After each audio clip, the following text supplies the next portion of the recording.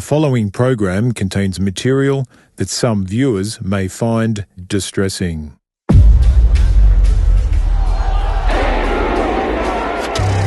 Anti-Semitism is not just a problem for the Jewish community. It eats away at the very core of who we are as a people, as a free people. I just knew that it would be seized upon. It's about deep-seated prejudice. I think it's a failure to learn from history. The age of innocence has been shattered. Universities are ground zero for anti-Semitism. There's no amount of harassment that is going to change whatever the outcome is in the Middle East. Your race, your people committing genocide. Hamas wasn't self-defense. That's about creating terror and fear. So we support Hamas. I love Hamas and Hezbollah. And it's an ultimate expression of hate. From the river to the sea. So there's double standards. You need to look at the bigger picture here. Arrested? For doing what? Having a flag. If now is not a time to stand up, I don't know when is. If we can find a way of getting better education, a better understanding about what is going on and the pathways to peace, we'll be in a much better place than we are now. Thank you for your strength.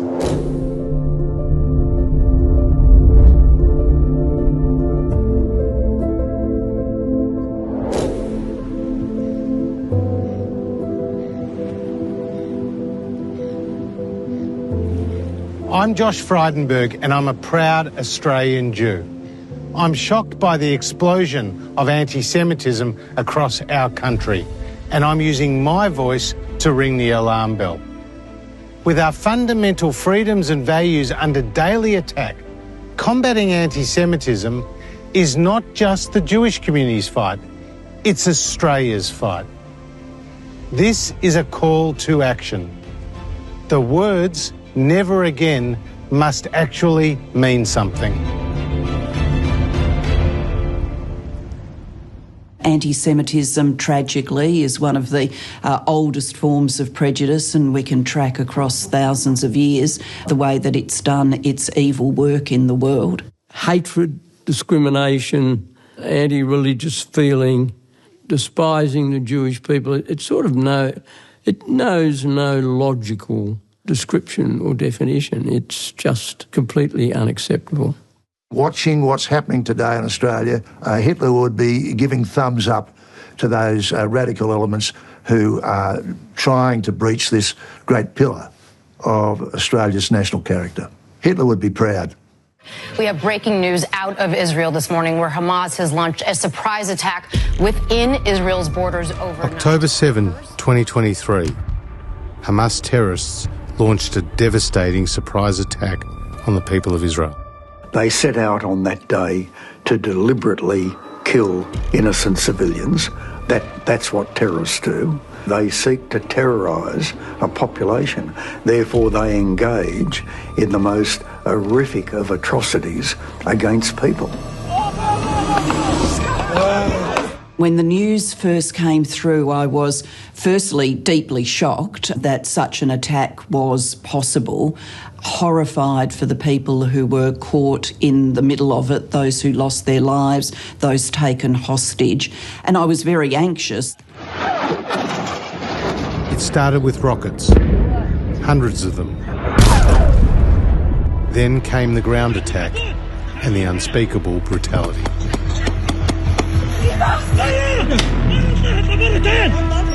If you listen to the conversations between the Hamas terrorists, and I've listened to the conversations in Arabic, they did sound like ISIS.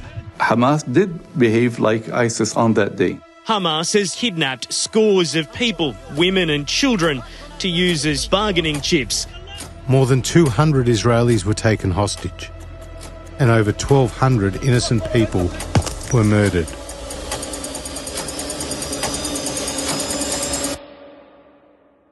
It's the greatest loss of Jewish life in a single day since the Holocaust.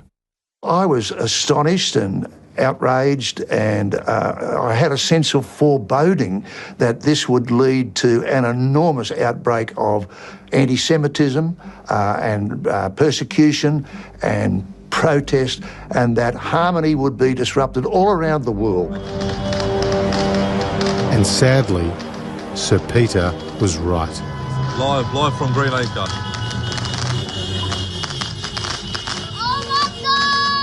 In Western Sydney, within hours of the attack, an impromptu street parade erupted in jubilation over Hamas's actions. For some, this was even a joyous occasion. I'm smiling and I'm happy. I'm elated. It's a day of courage. It's a day of happiness. It's a day of pride. It's a day of victory. This is the day we've been waiting for. And this was also the day that marked the turning point for Jewish people everywhere.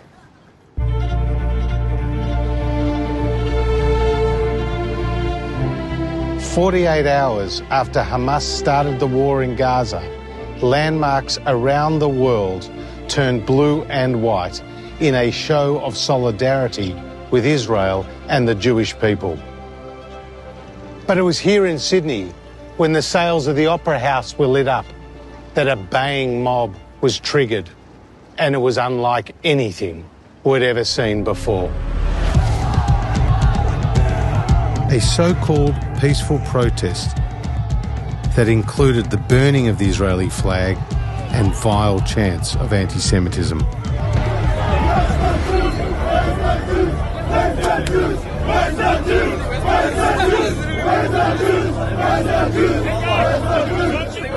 You know, I thought I'd never hear words like "where are the Jews" or "where are, gas the Jews," whatever the words, they were words of hate.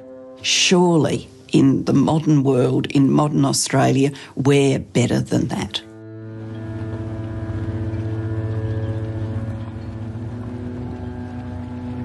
This is a peaceful place. Like, you look at the peace around it now. Yeah. That's what it should be all the time. For Nova Peris, Olympic champion and former Labor senator, the raw emotion displayed that night underscored a deeply troubling reality. For people to have come here 2 days after a mass slaughter within a matter of hours, and they've celebrated that, Josh, what normal person can think that that's okay? It's unhinged, and it's a sickness, and it's something that should never have been tolerated in this country.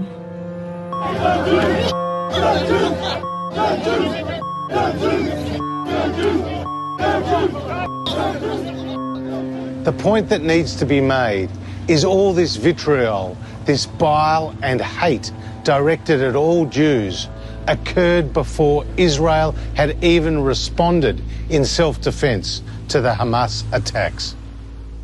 Did you ever think that a conflict far away, thousands of kilometres away from our shores, would have such a disrupting influence here in Australia with the rise of anti-Semitism? We've had similar events that have tended to unify us. We look at the attacks of 9/11, we look at the closer-to-home attacks in Bali and other acts of terrorism.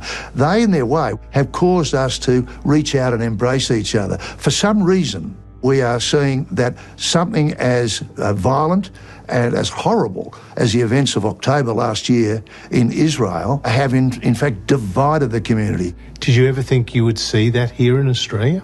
No, I was quite shocked, and still remain, I'd use the word shaken. Archbishop Peter Comensoli, the leader of the Catholic Church in Melbourne, suggests that anti-Semitism may be ingrained in the cultural fabric of certain segments of our society. I think there is something perhaps deeper within where anti-Semitism has been there, under the surface, and it just needed a spark and it came to the surface. And that is why I think this is so deeply troubling, not only that it has arisen, but it so easily arose and so explicitly.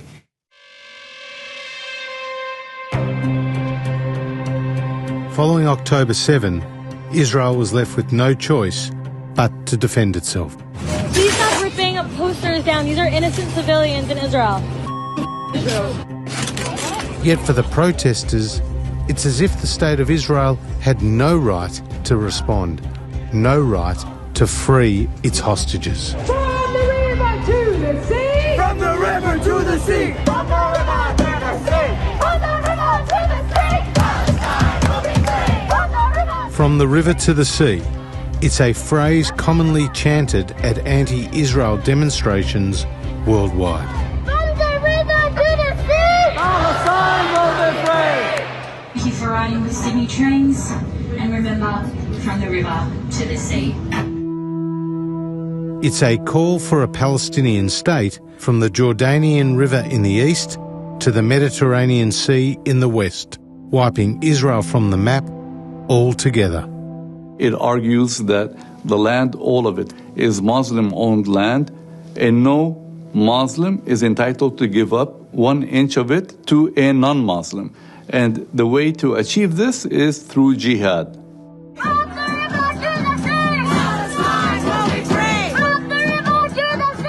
They're actually chanting genocide, chanting from the river to the sea, chanting Palestine will be free. You're actually inciting violence, and you're inciting hatreds towards the Jewish community. It's a very violent statement. Dennis Richardson is Australia's preeminent authority on security and intelligence, having led ASIO, the Departments of Defence and Foreign Affairs, and served as our ambassador to the United States. Statements such as from the river to the sea are statements essentially advocating the extinction of Israel as a state. On the issue of the river to the sea, Dennis Richardson described it as an extremely violent statement. It is. And so it has no place on our streets. I agree.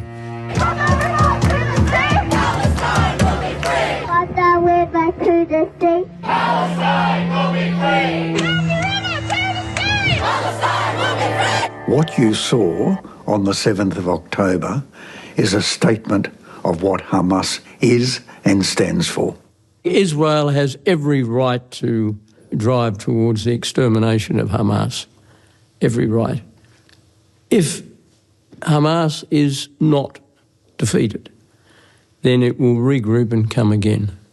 If an event like October the 7th happened here in Australia, what would be your advice to government? To pursue them as vigorously as possible, as long as it takes, wherever it takes us. Get the f***ing Jews wiped out!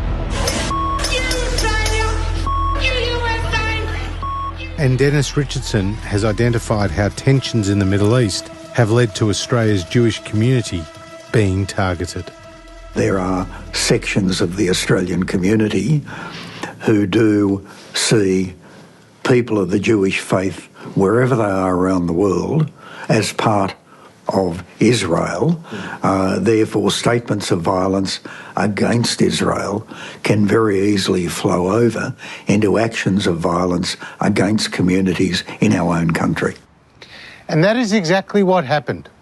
Here in Caulfield, the heart of Melbourne's Jewish community, on this very spot, on the eve of the Sabbath, right in front of the synagogue, our house of worship. Oh, the pepper spray's out!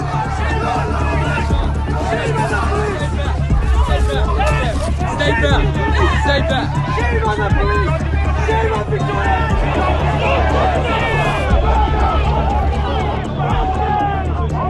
OC spray has been deployed. Things got way out of hand when a group of pro-Palestinian protesters turned up. They were seeking retribution for the firebombing of a local hamburger shop. Rumours circulated that members of the Jewish community were responsible. If the police can't protect our business owners, then we're going to come protect them. You can't do this! You can't do this, you Roberto! As police struggled to maintain order, local Jewish residents were denied access to their own homes. That's where we leave. That's our home. That's our home. Where do you want to go? That's my house. Why it's not safe for them to leave? Well, you guys are here. Victoria Police conducted an investigation into the firebombing, and it turned out it wasn't the Jews after all. But the dangerous events of that night had a lasting impact on the Jewish community, with more to come. Let's look at the statistics. In just 8 weeks following October the 7th, there was a 738% increase in the number of anti-Semitic attacks. And since then, the number of attacks has continued to soar. This is the tip of the iceberg. It's happening in every segment of society, in professions, in the schoolyard, in universities. It's happening in regional Australia. It's happening in the capital cities, places with no Jews and places with many Jews. There's a momentum to anti-Semitism, and it's difficult to know where this will lead. 7th of October is the bloody beginning of it. You're going to have plenty of 7th Octobers coming. Plenty of it. I've lived in Melbourne all my life, and I've never experienced anything like this. Adam Yee is a music teacher in Melbourne. He was verbally abused and harassed just days after the Hamas attack. I first realised that things had changed suddenly and for the worse when I'm walking out of my local supermarket and 2 men walk past me in quite confrontational way and say, "F you, Jew." And for a while I was thinking, it's time to cover up, tuck in my ritual fringes and to stop wearing a kippah in public. And I thought, I'm not going to do that. I'm not going to give them that victory. From the supermarket to the schoolyard, to be visibly Jewish means you are now a target. The boys at my school can't play sport anymore. They're not allowed off campus to do that. My daughter has been told that she needs to cover up any Jewish symbols. The necklace that her grandmother gave her, she can't wear it anymore. She's got to tuck it in or leave it at home. Who's telling her that? The school. Her Jewish school is saying you should not look visibly Jewish on the streets of your own suburb anymore. For fear for her safety. For fear for safety.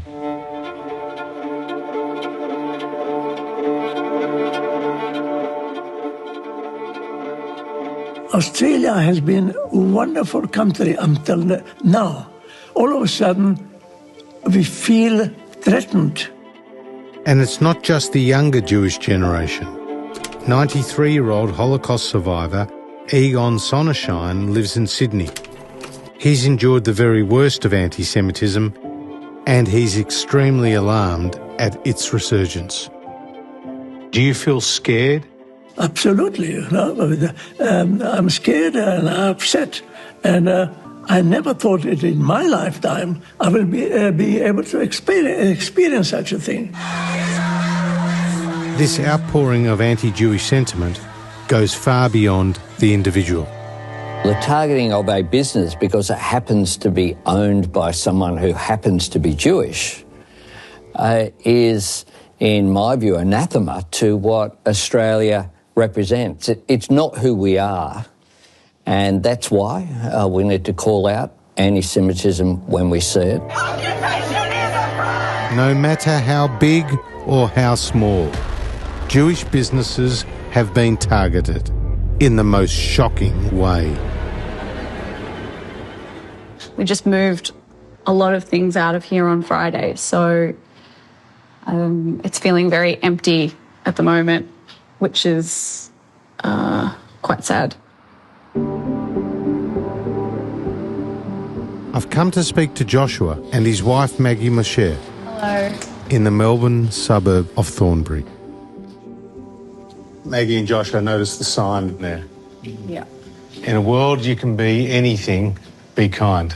I wanted that to be the thing that underpinned everything that we did here.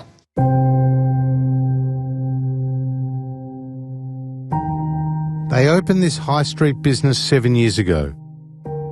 Today, the shelves are empty. Their business closed.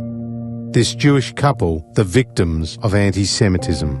October 7 happened, which was obviously very devastating. Not long after that, we started noticing quite a bit of tension with some of our customers and some people that we worked with as well.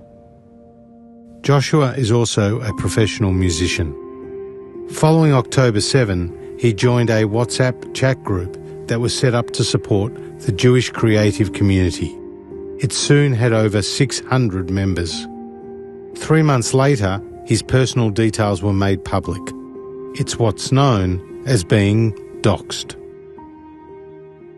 We got horrible abusive messages. We had our store vandalised numerous times, and we also had death threats on our phone, not just against us, but really concerningly our child. How old's your child? He's 5. I felt incredibly hurt, violated, and I feel like I've been explicitly told to make a choice. If you want to be a Jewish creative in Australia, you must be vocally anti-Israel, or else you will not be accepted. I come from a long lineage of proud Jewish people that have stood up and faced and survived this and more for many thousands of years. And I come from that lineage, and I am stronger than any of these people think. Thank you. As Maggie was getting ready to finally close her family business, a passerby gave her the finger. The young mother was at breaking point. I just also really don't want to fucking leave here because I've put a lot of energy and time into this place and this business, and to have it ripped away from us like this is just horrible and unfair and uncalled for, and it helps no one. That's why we're doing it. Yeah.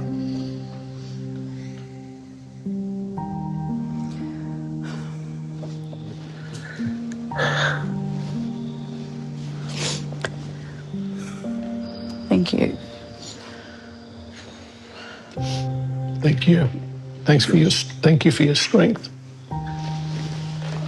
It's gonna be okay.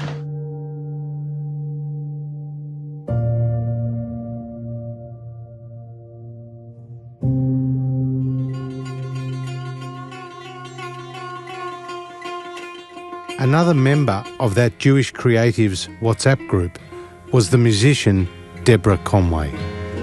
Blow the horn, blow the horn, give a voice to all the mournful souls who search to be reborn tonight. What does your Jewishness mean to you? It's indivisible from me. It's my childhood, it's my family, it's my future family, my children. It's how I relate to the world. Forgiveness like the sharpest knife, oh God, inscribe me in the book of life. I've been hungry since before the dawn. Also in the group, her husband and musical collaborator, Willie Zigier. Both were targeted and both were doxed. People are saying the most shocking thing about Jews, and we just asked to sit back and go, well, they didn't say gas the Jews, so what are you worried about? It's unbelievable. Deborah and Willie live in Melbourne. They carry their Jewishness with pride. Hi, Deb. Hi, Will. How are you? Nice to see you. Thanks for having me. It's been very obvious that Israel has been demonised for a long time. Every time some kind of conflagration happens in the Middle East, there's a pile-on.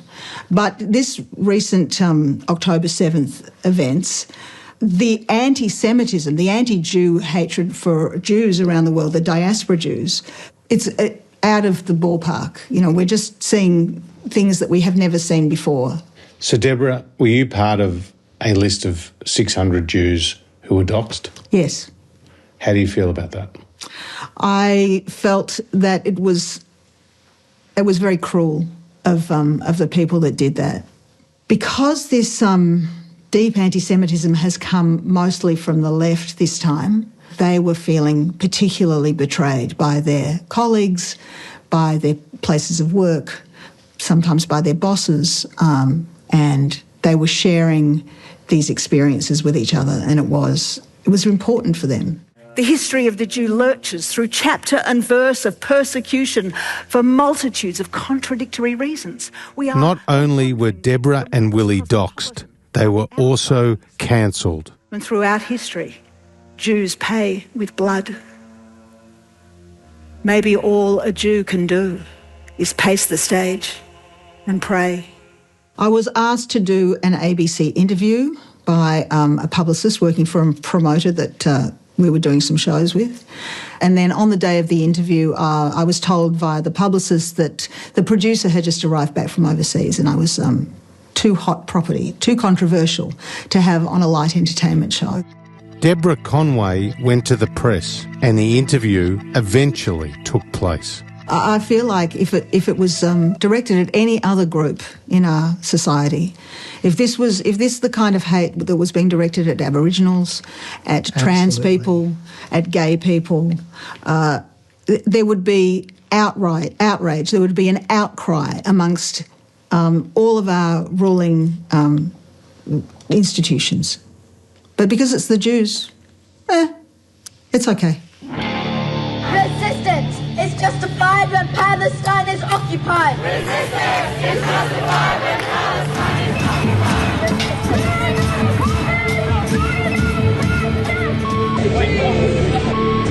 occupied. Rather than tackling anti-Semitism head-on, many leaders have turned the other way, creating a more dangerous situation for us all.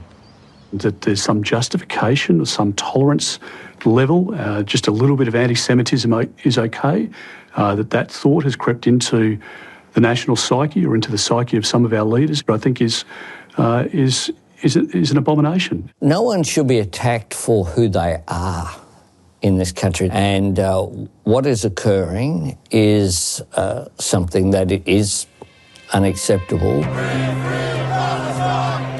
For John Howard, there was a missed opportunity for our leaders to prevent this rise in anti-Semitism. From the get-go, the Prime Minister of this country didn't say whatever our differences are on other issues, one thing we must unite on is to completely repudiate any return of anti-Semitism. And I believe that if, from the beginning, the horrible events, the 7th of October, had been denounced in unequivocal terms. No if, buts, maybes, no equivalents, none of that. From the very beginning, you would not have had quite these outbreaks. Because part of the role of being a leader of a country is to set a tone. What do you think of the response to the events in Australia by our leaders? I'd like all the leaders, and in particular, you know, our Prime Minister, Anthony Albanese, to be more firm on what is happening in this country and to stamp out and get a hold before it gets worse. As Prime Minister, how concerned are you specifically about the rise of anti-Semitism in Australia since October the 7th? Well, I find it devastating, and I'm particularly concerned that some of that rise appears to have been amongst younger generations coming through. This is a peaceful demonstration, but we will not continue to be harassed. This man needs to leave immediately. You people, every f***ing time you dare to show your face, you Israeli-loving genocide supporters, we will be here, we will not leave, and we will stand our ground. You are supporting the most barbaric genocide we've seen in decades. I worry because it seems that to some degree there are people who are so fixated, perhaps so biased, that they will go to any lengths to continue the philosophy of some level of extermination, some level of expulsion of a nation-state's majority population, and the others just join on the bandwagon, jump on the bandwagon, and are parroting those sorts of slogans that really are the next best thing to inciting violence. I am not calling for peace or ceasefire anymore, and say whatever you want to say about me. I'm not calling for that. No ceasefire, no peace. Because peace, that's their world, the colonizer world. Liberation is our world. Liberation is what we are after. Liberation is what we want. Liberation is not a slogan. Liberation is a demand, and that's our demand. We've got people in our country who are calling Australia home when they don't have Australia in their hearts. How do we balance the right to free speech with what has clearly been an incitement of hatred? Well, you apply the test of common sense. If it is all about attacking somebody because they're a Jew or because they're a Catholic or because they're a Muslim, it's not free speech. It's hatred and discrimination. When it comes to the law, there's existing legislation in place that prohibits discrimination based on religion and race. But when it comes to anti-Semitism, we have to ask ourselves, are the laws already in place being actually enforced? I do believe that there is a breach of the existing laws, both at a state and federal level in some of those instances. We can beef laws up tomorrow, and I'm not opposed to the prospect, but I think we should utilise the existing laws now. And if we do that, we send a very clear message to others. Dennis, do you think we need tougher laws in Australia to ensure that people are punished for inciting violence and indeed for carrying it out? The laws certainly need to be reviewed. I think a lot of people are puzzled as to why some call so openly for violence and no action appears to be able to be taken. One of my concerns is that there are laws there that I don't think have been implemented. Let's reinforce what's there. If people are breaking the law, then they should be prosecuted. That's why we have laws. So what is different about this explosion of anti-Semitism and hatred? The targeting of Jews was once the preserve of the far right. Not anymore. The Jewish lobby and the Zionist lobby are infiltrating into every single aspect of what is ethnic community groups. Here's New South Wales Greens MP, Jenny Leong. Their tentacles reach in to the areas that try and influence power. And I think that we need to call that out and expose it. Tentacles. It's a despicable anti-Semitic slur that evokes memories of the Nazi era. And here's Federal Greens MP, Marine Faruqi. You are watching the massacre of thousands of Palestinians by Israel, and you are not condemning Israel. And just after the Hamas terrorist attack, the Federal Senate chamber became a place for protest. Free Palestine! Thank you, Senator Faruqi. I'm extremely disgusted with the Greens' behaviour. Order. I think they're a political party standing in solidarity with terrorism. Federal Labor MP Fatima Payman faced the media. From the river to the sea, Palestine will be free. The next day in the Senate, the Liberal Senator Simon Birmingham introduced a motion condemning the phrase. This motion notes that the slogan, "From the river to the sea, Palestine will be free," opposes Israel's right to exist. With bipartisan support, it passed 56 votes to 12. It was a rare moment of unity and sanity in the chamber, in a debate that has been dominated by the extremists. The matter is resolved in the affirmative. So we see very little distinction now between far left and far right ideology. They have fallen for the same conspiracies. They are steeped in the same hatred. The only difference that I've observed is that the far right is more in touch and open about its hatred, whereas the far left still believes that it's fighting against racism when it's actually advancing the cause of racism by trading in this ancient hatred. I'm a Jew of the left. I edited a paper that was considered to be left of centre. Michael Gowenda is a former editor of The Age newspaper. He believes the left side of politics has turned its back on Australian Jews. This business that Zionism is just evil.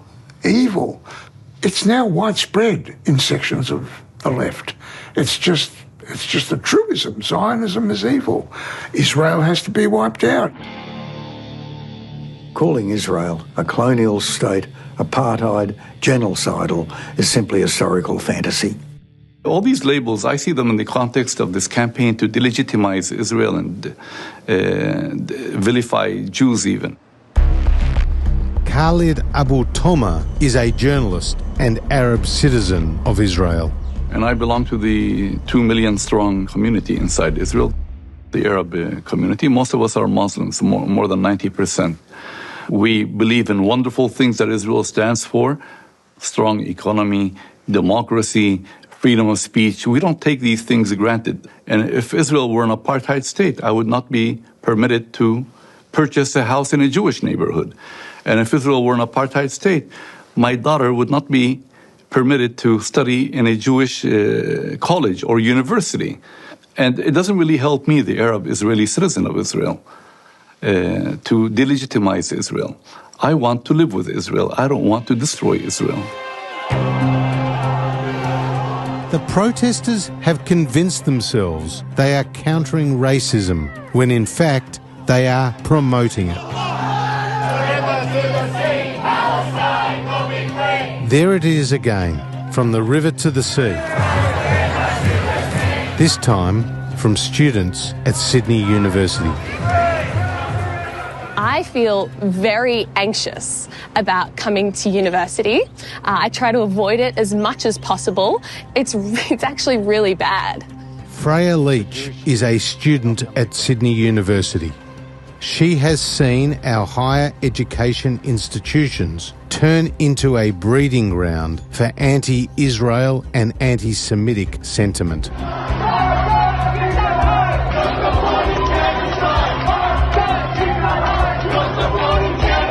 Universities are ground zero for anti-Semitism. And then since October 7, it's just given them more justification, more ability to make these anti-Semitic comments, because now they can claim it's just because of what Israel's doing.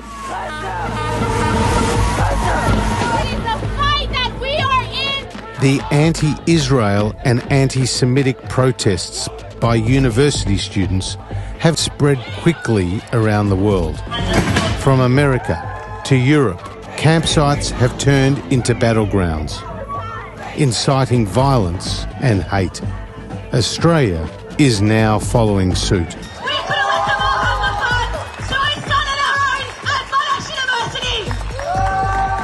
The dozens of Jewish students I've spoken to say the majority feel like campus is a hostile, horrible place where at any time they can be targeted by radical protesters on the streets.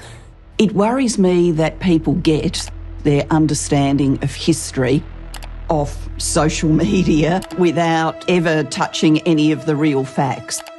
Your race, your people committing genocide. And because of that, I think particularly young people are developing views about this which are unbalanced and really not informed by the history in any way. As an Arab citizen of Israel, I also felt unsafe on several campuses. And I told these people on the campuses, if you really care about the Palestinians, why don't you do something positive to help the Palestinians? Why don't you, for example, come to Gaza and defend the rights of women and gay people living under Hamas? That's called pro-Palestinian. And they didn't have an answer. If I look around and I'm hearing consistently from people that October 7 didn't happen, that Israel needs to be eradicated, that Jewish people are just trying to play the victim card, these are going to be the future leaders of our country. And this is the kind of stuff that they think. That is incomprehensible. It's a terrible sign about where we're going to be heading unless the leadership now steps up.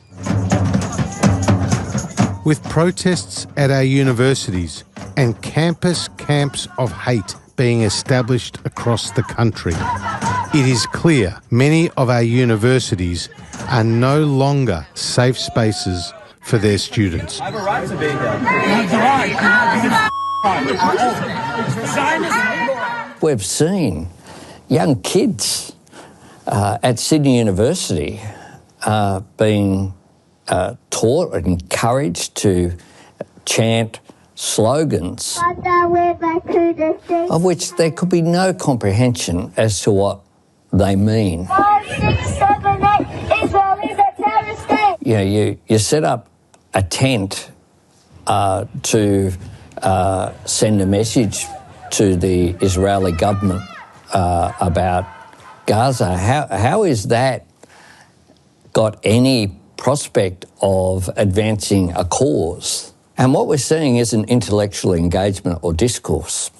What we're seeing is a promotion of simplistic slogans and in some cases a promotion of hate. And there is no place for that whatsoever. And so your words are very strong on what is happening there, but we need to go to the next step to ensure that, again, it's a safe space, Prime Minister. It does need to be a safe space.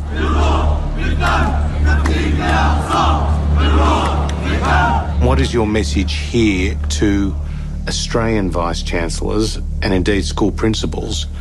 Uphold the principles which underpin the foundations of your institutions.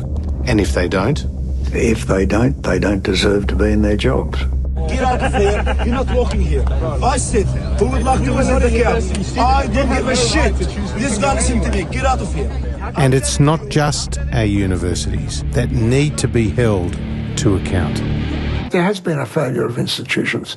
I mean, where's the Human Rights Commission on all this? Where have they been? What have they said? You know, they have been given evidence of hate speech. They were asked to investigate the things that were said about Jews, Zionists, at some of the rallies. What have they done?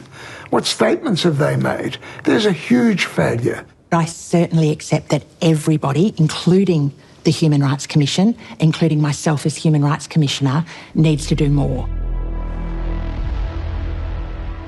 It's exactly why we have a Human Rights Commission, to investigate behaviour such as this.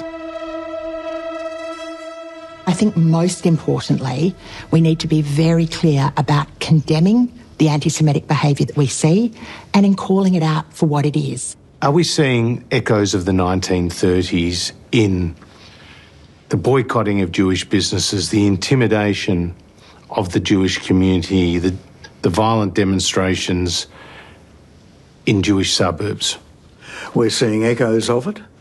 However, I believe we will in fact defeat it, because any echoes of the 1930s is pure evil, and I believe the vast majority of Australians simply wouldn't tolerate it. Israel is in a war against Hamas, not the Palestinian people.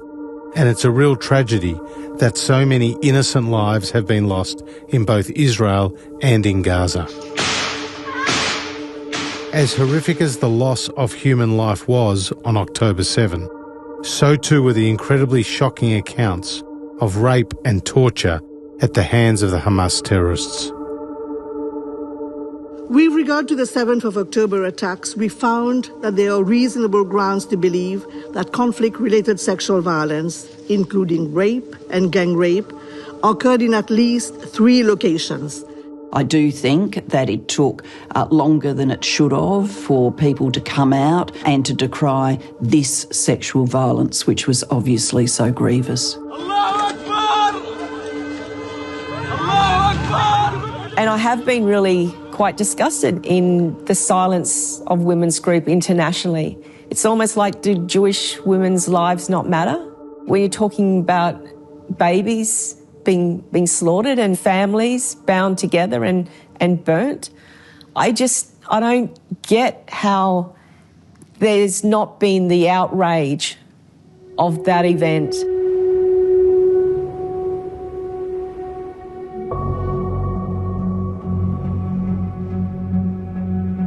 The most systematic and violent campaign against European Jews accelerated in the early 1930s, before World War II began. Hitler and the Nazis sought to dehumanise, terrorise and eliminate the Jewish people. By 1945, 6 million Jews, including 1.5 million children had been murdered. It's the darkest moment in human history. The Holocaust, of course, teaches us where anti-Semitism leads if it's not confronted, that it didn't go from situation normal to gas chambers and Auschwitz in the blink of an eye.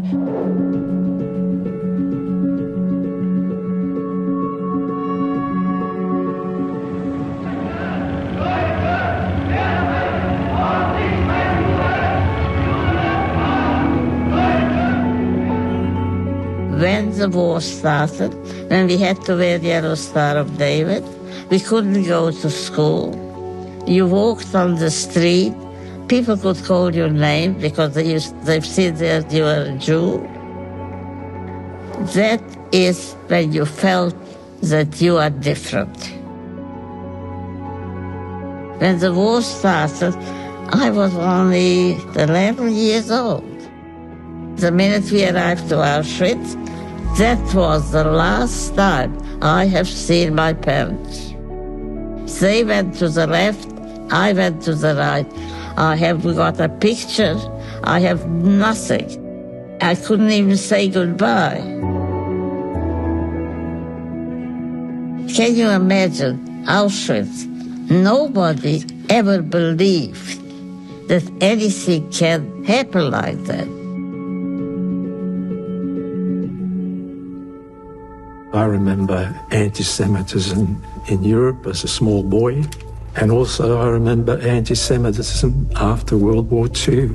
So now, as an 85-year-old man, to see evidence of anti-Semitism coming very strongly towards Australia is a big worry. When you hear your father's story, and when you see the rise of anti-Semitism here in Australia, how do you feel? It's heartbreaking. I've grown up knowing how accepting Australia was as a country to my dad. It gave him a new life. And then since October 7th, to have my children who attend a Jewish day school not be able to wear their uniform on an excursion because of the fear of being identified as Jewish, and then my 10-year-old asking me why. Why is it bad if I'm identified as Jewish? And to have to explain that to her after everything that my dad's been through and all the survivors went through, it is absolutely heartbreaking. Did you believe, after surviving the Holocaust, that you would ever feel unsafe in Australia simply because you were Jewish? Never. I'm a proud Jew, and I don't deny my Jewishness ever, okay? But to see what is happening is terribly upsetting. Because the unruly mob has been allowed to rule, because nobody has stepped in and said enough is enough. We're revisiting the 1930s.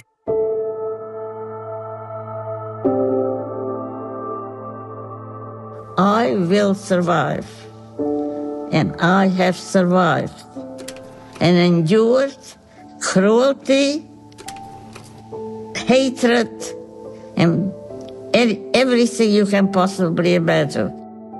Yet they could never take my spirit away, never. At the moment, it is tremendous, terrible speeches, vitriolic speeches. If they speak too much about it, people will start to believe in it. And this must be stopped at all costs. I think it's a failure to learn from history. It's a tragedy for me. It's a wake-up call, and I'm distressed about this. The age of innocence has been shattered for all of us. If you had the opportunity to speak to the Australian Prime Minister, what would be your message? We only want the best for this country, and you need to be a good leader. Lead. A leader is someone who takes risks too. So lead. Do something. Do immediately. Stop the anti-Semitism. My message is, get involved. stand up and say, this is wrong. We don't want this in our country. Speak out on the right side of history. What's your message to these Holocaust survivors who want to see even stronger leadership from the top? That Australians stand with you, that we're honoured to have you as part of our Australian community, that you have gone through unimaginable horrors in your life, and that you honour us with your presence here and with the contribution that you have made. That contribution makes the rapid rise of anti-Semitism even more difficult to comprehend, with the anxiety and fear it's creating in the local Jewish community. A vibrant community that has been here since the arrival of the First Fleet and has always reflected the very best of Australian values and citizenship. You have to start with amongst the 7,000 or more Jewish people who have served in Australia's uniform. You have to start with Sir John Monash, the greatest Australian general ever. Sir John Monash was a proud Jew from Melbourne. He played a critical role in the Allies' victory over Germany in the war to end all wars. And a man who, at his own funeral, had 250,000 Australians turn out, a huge crowd in Melbourne to see him off. From a small community making up less than half of 1% of our population, there have been many great Australian Jews who have helped build and strengthen our democracy and our society. Sir Isaac Isaacs, our first Australian-born Governor-General. Sir Zelman Cowen, who brought a touch of healing to the nation after the upheaval of the dismissal. Australian Jews have contributed greatly to the betterment of our nation as a whole. In my personal experience, I've seen the Jewish community contribute to philanthropy, to the creative industries, to business, to nurturing a sense of community. So there aren't too many parts of Australian life that have been untouched. The history of the Australian Jews that come out of nowhere and today are outstanding people for the benefit of the whole nation. Lindsay Fox, who founded Australia's largest private transport company, is also a big giver. I know at my time of life, in people I look at them as givers or takers. I put the Jewish community as givers. And when it comes to anti-Semitism, Lindsay Fox has a simple, no-nonsense message.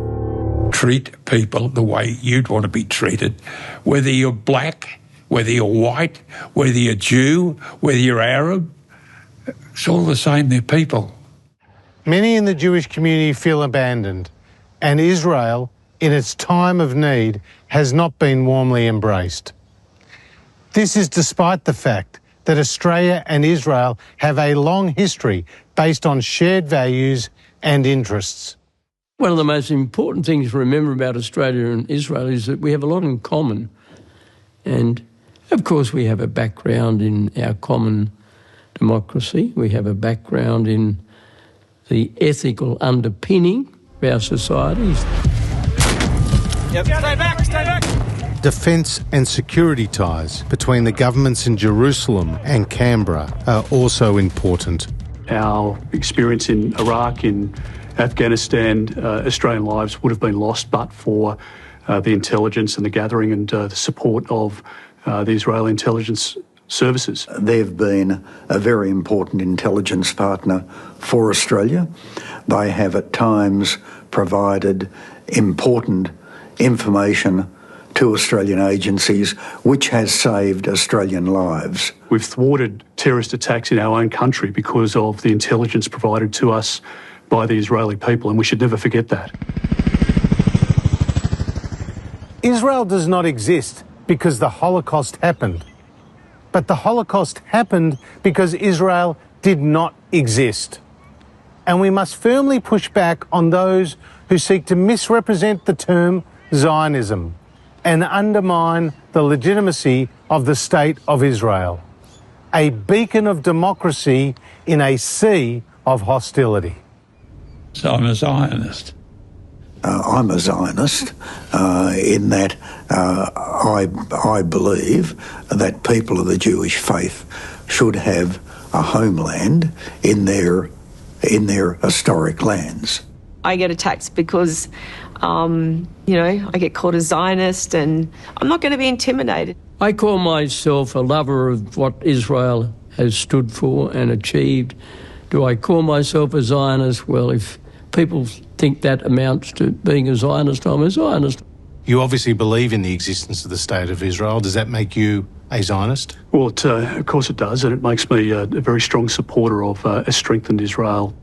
Now, I support the State of Israel. I also support a two-state solution.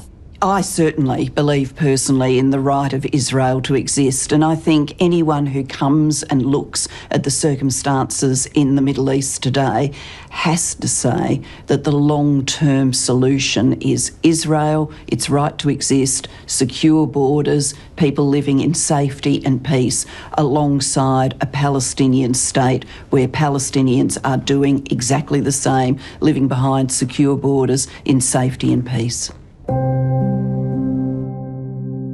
Understanding the past is key to a better future.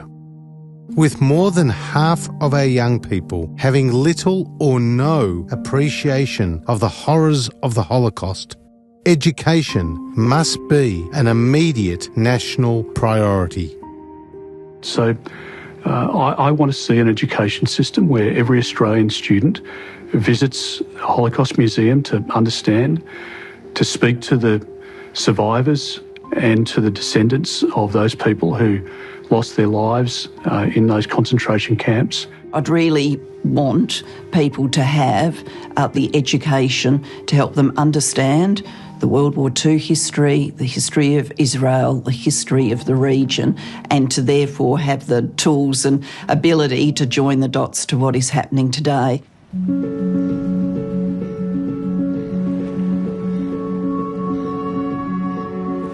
We are at a critical point in our history, with our values and our way of life under attack. This is Australia's fight, and to win, we need moral clarity, courage and conviction. We must defend what we have and who we are, with future generations relying on us, just as we have relied on the generations before us to secure the freedoms we now enjoy.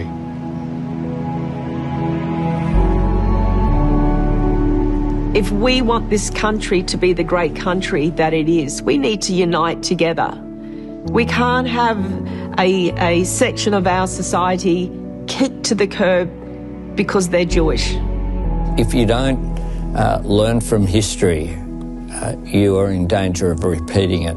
A nation is never strengthened if it gives way to hatred or discrimination. And the promise of Australia is the promise of a country where every single person is able to live freely and safely. I think anti-Semitism is not part of a fair go, and Australians should wake up to that and reject it. I believe Australia has an essential goodness there at our soul. And we have to tap into that goodness. If we can do that together, I think the future will be bright. We can win the fight against anti-Semitism, and win it we must. Look, I'm worried, but ultimately here in Australia I am an optimist for us. It won't happen unless we're clear-eyed about the nature of the problem and we come together and address it. I mean, one of the best things I got to do as Prime Minister is I'd go to a lot of schools. And inevitably, you would have school kids sing to you at some point. We are one, but we are many. I am, you are, we are Australians, and really, full stop, that's it.